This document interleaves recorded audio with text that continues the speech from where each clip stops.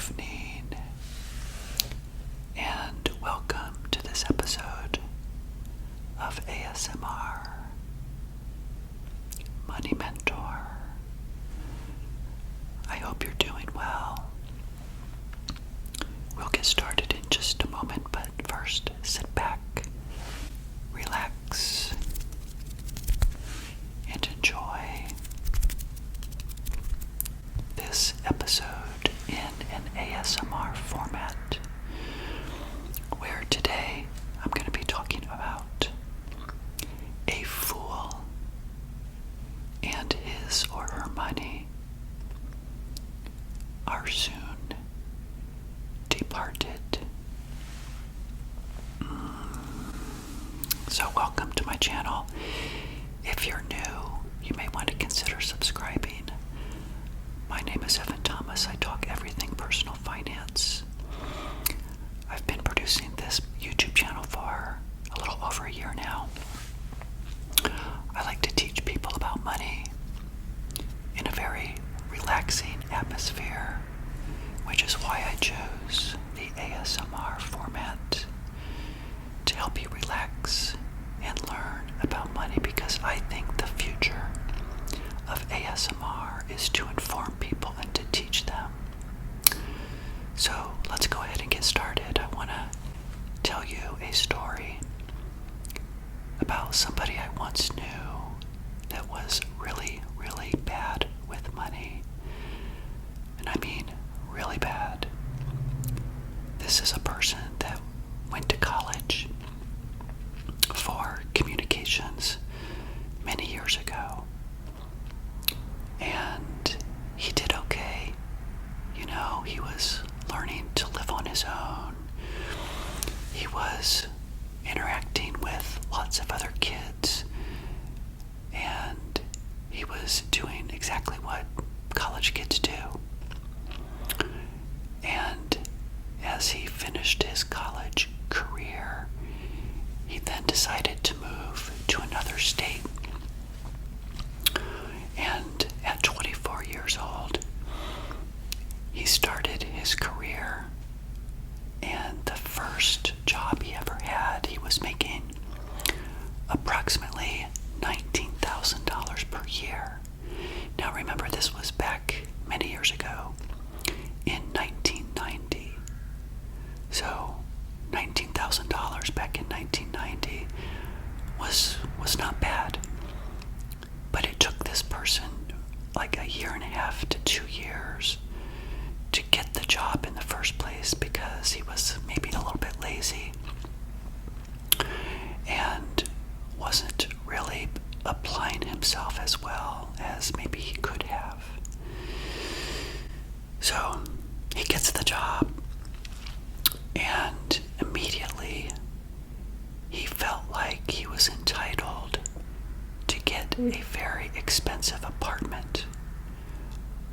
I don't know how much it was at the time, but it was definitely very expensive, maybe the equivalent of $2,200 today, maybe even more, something like that. But you know what I mean, how people feel entitled to maybe purchase something even though they know maybe they truly cannot afford it. But this person didn't really know anything about personal finance at all. So he decided to get the apartment for, again, top dollar. It was a beautiful upper scale type apartment. And he truly could not afford it. So as the months go on, he finds himself trying to make ends meet. Just doing everything he could do to get by. But the rent was way too much. And so I think after about 8 months or so, he got out of the lease and got another apartment that was maybe $150 cheaper than the one that he had. So at least he learned his mistake, right? He decided that, okay, I can't possibly afford to live here anymore, so I'm going to get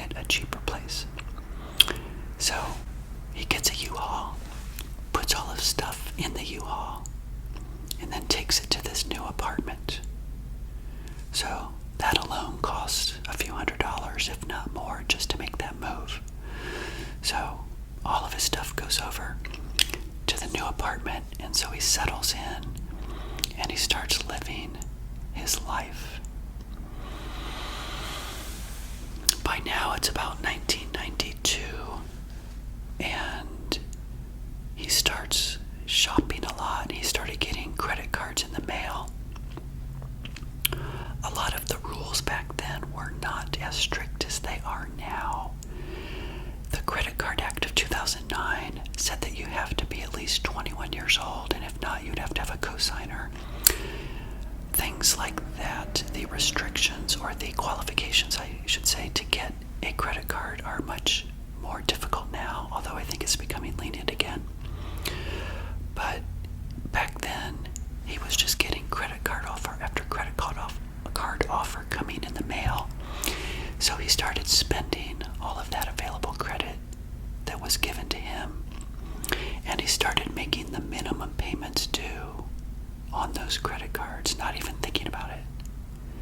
Some of the credit lines were, $2,000 on one card, $3,000 on another card, $5,000, $6,000. By the time another year or two rolls around, he started obviously maxing out all of those credit lines.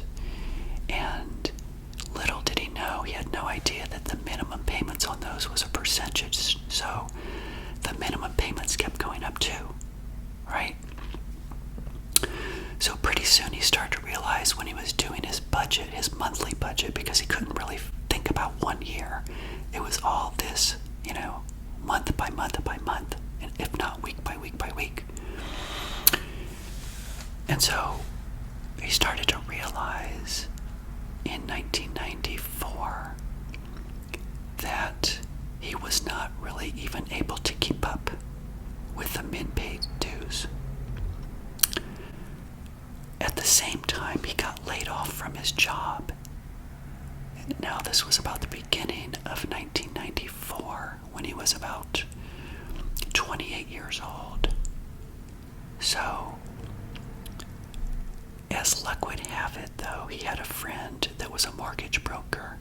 He got his mortgage broker license, and he decided to start becoming a mortgage broker, which may have been a good fit, maybe not, although he did really learn to like numbers quite a bit. So he's clipping along, and at that time in 1994, interest rates went down significantly. So when interest rates go down, people that have higher interest rates on loans, mortgages, tend to refinance, right? So all of a sudden there was an influx of refinance mortgage opportunities in the town that he lived in. And the person that he knew that helped him get the job was paying him a percentage commission, I guess, on every refinance that he worked on, kind of as like a loan officer as well as kind of like a mortgage broker as well, because he did get his mortgage broker license. So there were probably, 6 months or so where he was doing really well, making somewhere between $4,000 to $5,000 a month for 4 to 6 months. But he thought because he was making all this money every single month that it would have to continue. Why would it not? That's how people start thinking, right? They get some money coming in and they think it's just going to continue and continue and continue, and so did he. However, what happened was the refinance market dried up because interest rates started to go up. And when interest rates start to go up, that means that people stop wanting to refinance, because now there's no wiggle room and they can't really do refinances, because those kinds of things in that business are cyclical, just like the real estate business. It goes through good times, bad times, good times and bad times. But this person was so naive that he really did not realize that the potential would be there for his income to go down, and that income went down substantially. So there he is in late 1994, again at age 24, going into age 25 in 1995. He was realizing that he had racked up about $40,000 or $50,000 worth of debt. The minimum payments were increasing. He could not keep up with the min pays on the credit cards. And he found himself in a situation where his phone was ringing off the hook. He decided to turn off the ringer, turn off the answering machine, etc., because he could not deal with the amount of phone calls that were coming in asking for their money. The creditors were calling, collection agencies were calling, because he could not even keep up, again, with the minimum payments that were due on these credit cards.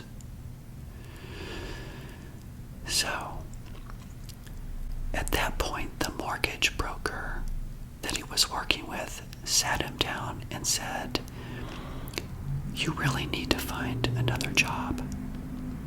I can't afford to have you here anymore. There's no loans.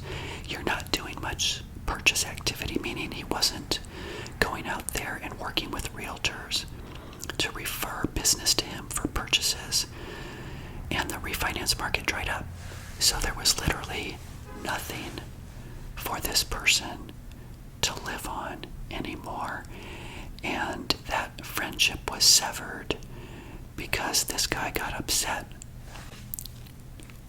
left the company, and then had to deal with all of the ramifications that he had created for himself.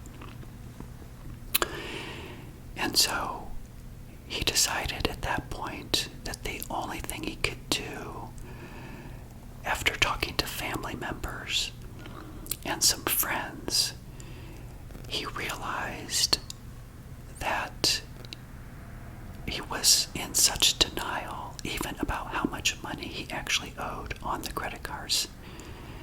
He virtually had no idea. And a family member sat him down and said, "You've got to add it all up."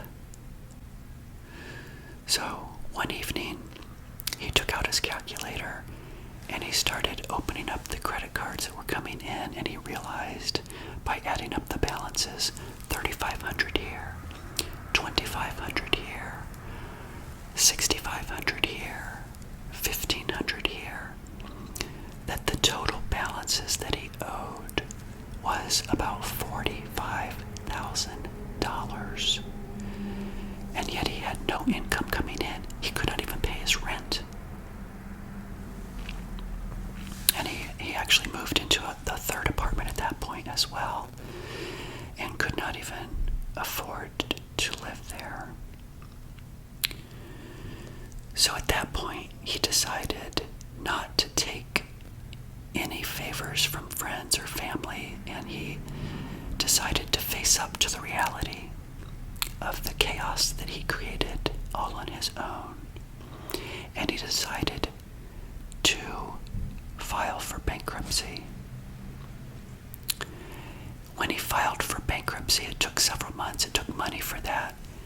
And he then had the court date where he goes to court at 29 years old, and the judge discharged all of the debt that he had. The judge looked at him and said, "Did you learn your lesson? Are you ever going to do this again?" And the guy looked up at him and he said, No, I definitely learned my lesson, and no, I will not do this ever again. And that person that did this was me. It's a part of my past that I'm ashamed to talk about. I've talked about it on my channel quite a bit, but I know many of you might be new to ASMR Money Mentor. And right now, I'm 59 years old. I just retired a few months ago. My net worth is $1.7 million, which I built myself over the course of many years. I did not start until I was 40 years old. I was not able to save or invest until 40. And so I would like you to know and to understand and to use my story as an example of somebody that can turn their life around. That it is possible, that there are people out there that you do not even know that learn from financial mistakes. And I know many of you could be going through your own devastation and financial mistakes right now. I get that. But I truly want you to understand that it is possible to turn things around. And the way that you turn it around is either you pay off the debt, or if things are as bad as it was for me, maybe the only thing you could do is claim bankruptcy. I don't know. That's a decision that you have to make on your own, if that's something that you're dealing with right now in your life. And then just in a nutshell, what I did over the course of 18 years to build my wealth is the following. I'm going to tell you exactly what I did. It's not rocket science at all. So there I was, starting at zero at age 40. That was the year that I finally had wiggle room in my budget, because I had a budget, and you should have a budget too. I had $1,000 left over, maybe $2,000 at the end of that year, and so I started an emergency fund. Once I got the emergency fund up to maybe $5,000 or $6,000, then I could put that in an account. Then I heard that you should also, of course, contribute to your 401k to the match, which I did. I had been doing that for many years. But I at least got it to the match, so I was not giving up that free money that comes in. I heard that you should open up a Roth IRA. So I went to T. Rowe Price. I opened up a Roth IRA. I started putting my extra money that I had for subsequent years into the Roth IRA until I finally maxed that out. Maybe it was $3,000, $4,000. Then, that was maybe 2008, 2009, 2010. By that point, we went through the recession. The market's down. So I was buying shares when they were priced really low. I went back to the 401k in 2010, I think it was, and started putting more money there. It took me 5 or 6 years until I finally got to the max in the 401k. Once I got to the maximum that I could put into the 401k every year, remember, I'm still doing the Roth, I'm still doing the 401k. You know, that's like $15,000, $16,000, $17,000 a year that I'm putting into the market. In 2016, I'm like, wow, Evan, you've got more money in your budget now that you're making more money. Your expenses are still low. I decided to open up a taxable account with Vanguard. And every year going forward then, I'm continuing to max the Roth. I'm continuing to max the 401k. And every year I would put lump sums of money into the taxable account. $5,000 one year, $6,000 the next, $7,000 the next year. Rather than dollar cost averaging in every month, I just waited to the end of the year, reconciled, made sure that I was in my budget.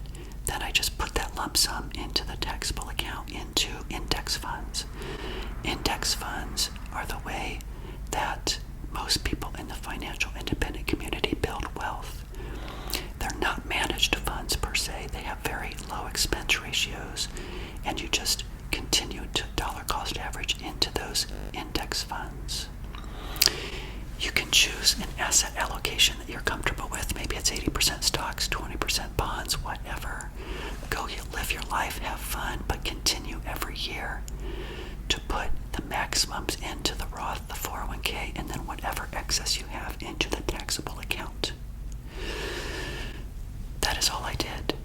I also had a health savings account because I had an insurance policy through my work, which was a high deductible plan. My company was putting a little bit of money into the health savings account, and I was maxing that out. That now is about $60,000, and that's part of the $1.7 million net worth that I have. So I've got, 1.2 or 1.3 in investable assets. I've got 160,000 in short-term reserves.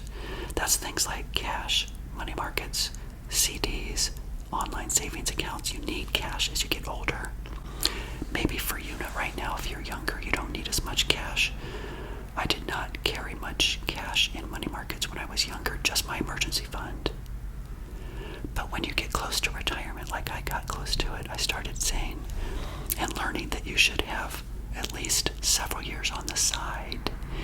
Because if you retire early, especially, and the market goes down, you can use the cash for your expenses until the market comes back up. You don't want to sell those shares to live when the market is down.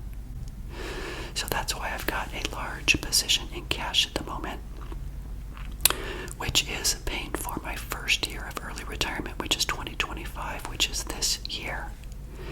Next year, then, I'm going to figure out 2026.